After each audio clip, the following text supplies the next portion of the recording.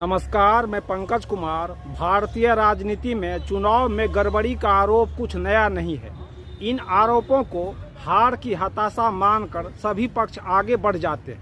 महाराष्ट्र विधानसभा चुनाव के बाद अगर प्रतिपक्ष वहीं खड़ा रहकर सवालों पर अड़ा है तो उसे खारिज नहीं किया जा सकता है। नेता प्रतिपक्ष द्वारा पहले ही नज़र में चौंका देने वाले सबूतों को लेकर चुनाव आयोग का पहला जवाब हलफनामा दीजिए भी चौंका गया। महाराष्ट्र के बाद चुनाव आयोग ने जब बिहार में मतदाता सूची के गहन पुनरीक्षण को दोहराना शुरू किया तो उसकी विश्वसनीयता पर दोहरे सवाल भी उठेंगे ही। नेता प्रतिपक्ष की लगाई गई सवालों की झड़ी के नीचे आपकी साख खड़ी है। कृपया उसे डूबने से रोकिए, क्योंकि चुनाव आयोग के आंकड़ों से ही आयोग पर सवाल उठाए जा रहे हैं। वोट चोरी के आरोप को लेकर कांग्रेस पार्टी के द्वारा जुटाए गए सबूतों को दिखाने के बाद राहुल गांधी ने कहा, विपक्ष पहले इस मुद्दे पर झिझक कर बोल रहा था, अब हम सबूतों के साथ आए हैं। प्रेस कॉन्फ्रेंस में राहुल गांधी द्वारा दिए गए आंकड़े पहली नज़र में चुनावी प्रणाली की विश्वसनीयता पर संकट तो ला रहे हैं। एक ही पते पर 10,452 मतदाता, 4,132 अवैध तस्वीरें और फॉर्म 6 के दुरुपयोग के 33,692 मामले के आरोप हैं। एक बार फिर से पढ़ देते हैं। एक ही पते पर 10,452 मतदाता, 4,132 अवैध तस्वीरें और फॉर्म 6 के दुरुपयोग के 33,692 मामले के आरोप हैं। पत्रकार उस एक कमरे के घर तक भी पहुंच चुके हैं जहां 80 मतदाता दर्ज है और वहां अभी मात्र एक व्यक्ति रह रहा है। देखिए, जब से ये राहुल गांधी चुनाव आयोग पर सवाल उठाए हैं उसको लेके 10 अगस्त के दैनिक भास्कर में ये किस तरह की खबर छपी है उसको भी आप देखिए कि यहाँ पक्ष और विपक्ष जो है वो आमने सामने हो गए हैं। और नेता प्रतिपक्ष राहुल गांधी द्वारा निर्वाचन आयोग पर उठाए गए सवालों से छिड़ी बहस के बीच वरिष्ठ नेता शरद पवार ने उनका समर्थन किया है। पवार ने कहा है, वोट चोरी के आरोप पर राहुल गांधी का प्रेजेंटेशन शोधपूर्ण और दस्तावेजों पर आधारित था। लोगों में संदेह है, सही जांच से दूध का दूध और पानी का पानी होना चाहिए। आयोग द्वारा राहुल गांधी से हलफनामा मांगने को पवार ने गलत बताते हुए कहा, अगर आरोप गलत है तो आयोग सच बताए, इसकी अनदेखी नहीं कर सकते हैं। वहीं भाजपा का आरोप है, आयोग पर भरोसा नहीं है तो राहुल गांधी इस्तीफा दें। भाजपा प्रवक्ता गौरव भाटिया ने कहा, यदि कांग्रेस नेता को निर्वाचन आयोग पर भरोसा नहीं है तो उन्हें लोकसभा सदस्यता से नैतिक आधार पर इस्तीफा देना चाहिए। कांग्रेस संसदीय दल की अध्यक्ष सोनिया गांधी, सांसद प्रियंका गांधी, उनके तीनों सीएम को पद छोड़ देना चाहिए। महाराष्ट्र के सीएम देवेंद्र फडणवीस ने शरद पवार के दावे के समय पर सवाल उठाया है और कहा है, राहुल के दावे के बाद खुलासा क्यों कर रहे हैं। पवार ने कभी ईवीएम पर राहुल का समर्थन नहीं किया था। भारत में स्वतंत्र और निष्पक्ष चुनाव होते हैं। राहुल सलीम जावेद की कहानियां सुना रहे हैं। इसी बीच शिकायत का इंतजार क्यों, आयोग खुद जांच कराए। पूर्व मुख्य चुनाव आयुक्त ओपी रावत ने कहा, आयोग को राहुल गांधी के आरोपों पर बिना औपचारिक शिकायत का इंतजार किए जांच करानी चाहिए। रावत ने कहा, जब मैं पद पर था, अगर किसी पार्टी का कोई वरिष्ठ पदाधिकारी आरोप लगाता तो हम स्वतः संज्ञान लेकर जांच करते, जनता के सामने तथ्य रखते, हम शिकायत नहीं मांगते। वहीं कांग्रेस और राजद के मीडिया के साझा रिपोर्ट में पूछा गया है कि आयोग पर्दादारी क्यों कर रहा है। इस रिपोर्ट में दावा किया गया है कि आयोग ने बिहार की ड्राफ्ट वोट लिस्ट में से डिजिटल मोड से स्कैन मोड में बदल दिया है ताकि उसे एआई और मशीन की मदद से पढ़कर गड़बड़ी ना निकाला जा सके। वहीं कर्नाटक के सीएम ने कानूनी कार्रवाई का आदेश दिया है। कर्नाटक सीएम सिद्धिरमैया ने विभाग को 2024 के लोकसभा चुनाव में कथित धांधली के खिलाफ कानूनी कार्रवाई शुरू करने की जांच का निर्देश दिया है। राहुल गांधी ने बेंगलुरु मध्य लोकसभा क्षेत्र के महादेवपुर विधानसभा क्षेत्र में कथित वोट चोरी का मामला उठाया था। तो इस तरह से पक्ष विपक्ष यहाँ पे आमने सामने है।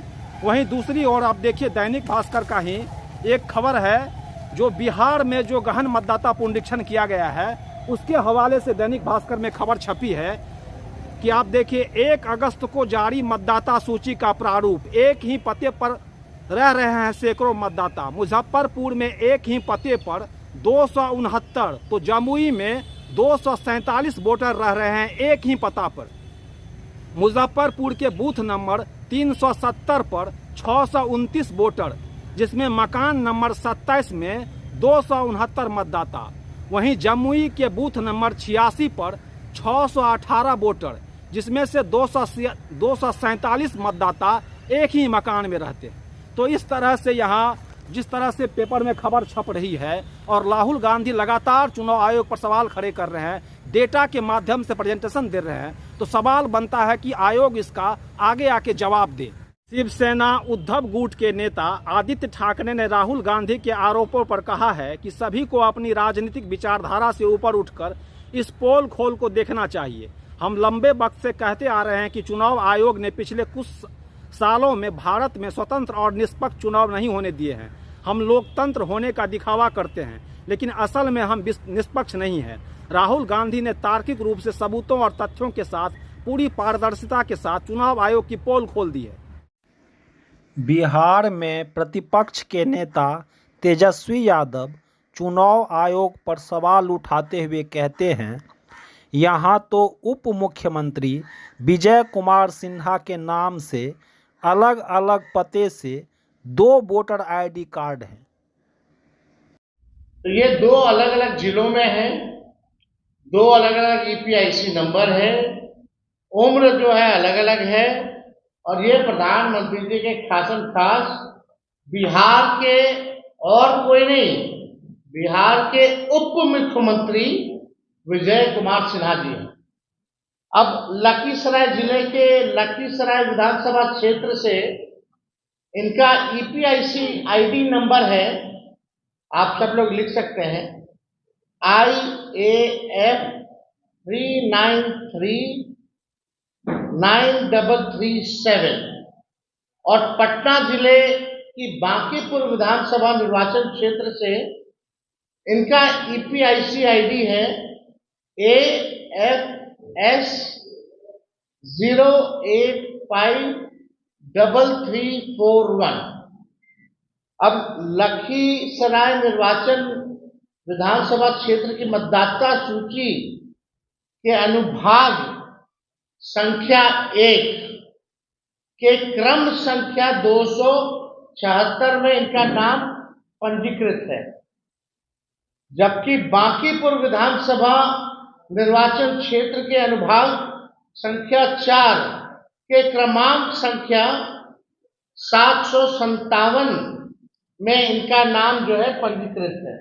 चुनाव आयोग से इन आरोपों का जल्द से जल्द जवाब पाने की उम्मीद के साथ थोड़ा पीछे चलते हैं। बिहार में गहन मतदाता के साथ जो थोड़ा पीछे चलते हैं और गहन मतदाता सूची पुनरीक्षण के वक्त जब आयोग ने खास दस्तावेजों की मांग की तो विपक्ष इस मामले को लेकर अदालत पहुंचा।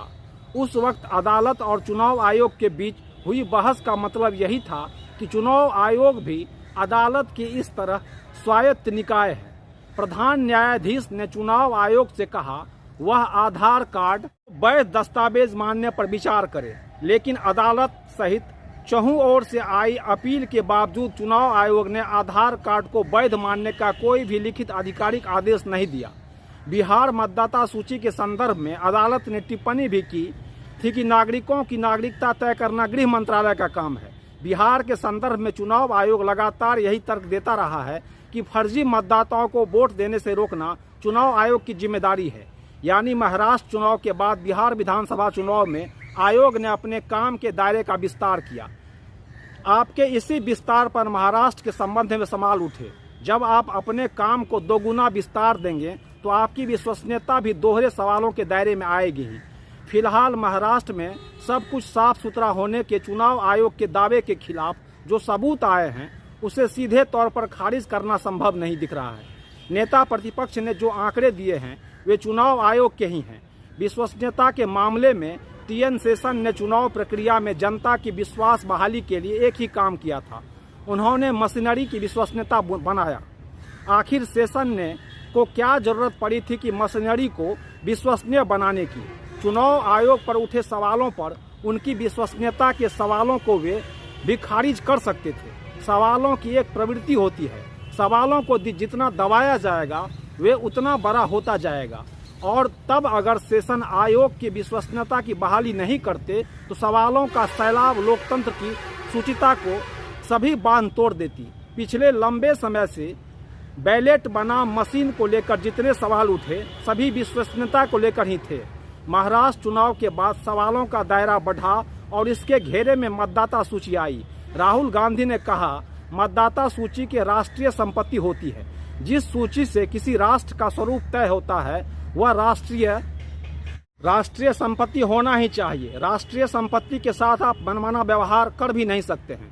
डिजिटल मशीन ईवीएम आपके लिए उतनी पूजनीय है जिसकी विश्वसनीयता पर उठे सवाल को खारिज कर रहे हैं। वहीं डिजिटल डेटा को आप नष्ट करने की हड़बड़ी दिखाते हैं। डिजिटल के संदर्भ में आपके इस दोहरे रवैये पर भी सवाल उठ रहे हैं। इसके पहले चुनाव आयुक्त की नियुक्ति भी सवालों के घेरे में आ चुकी है। चुनाव आयुक्त की नियुक्ति से सुप्रीम कोर्ट के जज के बाहर होने पर पक्ष के 2 और विपक्ष के 1 नुमाइंदे रहने से इस समीकरण के पूरी तरह सत्ता पक्ष की तरफ झुके रहने का आरोप लगाए गए हैं। इसलिए अब आपकी जिम्मेदारी ज़्यादा बनती है कि खुद को निष्पक्ष दिखने की। बिहार में मतदाता सूची के गहन पुनरीक्षण में आयोग जिस तरह की हड़बड़ी दिखाई उसने पूरे विपक्ष को सतर्क कर दिया। कम समय में दुर्लभ दस्तावेजों के साथ खुद को मतदाता साबित करने की शर्त ने पूरे सूबे में अफरा तफरी का माहौल कर दिया। राहुल गांधी जब बड़े पर्दे पर नाम और फोटो के साथ फर्जी मतदाताओं को दिखा रहे थे तभी लोगों को याद आ रहा था कि इस तरह की सभी शिकायतें बिहार में सही पाई जा रही है। नेता प्रतिपक्ष के सवालों की झड़ी का आपने पुख्ता जवाब नहीं दिया तो याद रखिए भविष्य में आप अकेले खड़े रहकर भीगेंगे। कोई भी छाता लेकर आपको बचाने नहीं आएगा। तब आप यह भी कहने की स्थिति में नहीं होंगे कि हम तो डूबेंगे, तुमको भी ले डूबेंगे। भीगना डूबना अकेले ही होगा। राहुल गांधी के उठाए सवाल, मुहैया कराए गए सबूत पूरे लोकतंत्र के लिए चुनौती बनकर सामने खड़े हैं। सवाल करना संवैधानिक अधिकार है। सवाल से संवाद किए बिना आगे नहीं बढ़ा जा सकता है। फिर देर किस बात की? शुभ काम जल्दी कीजिए। मानसून की ये बारिश कई सवाल भी कर रही है। मानसून की ये बारिश कई सवाल भी कर रही है।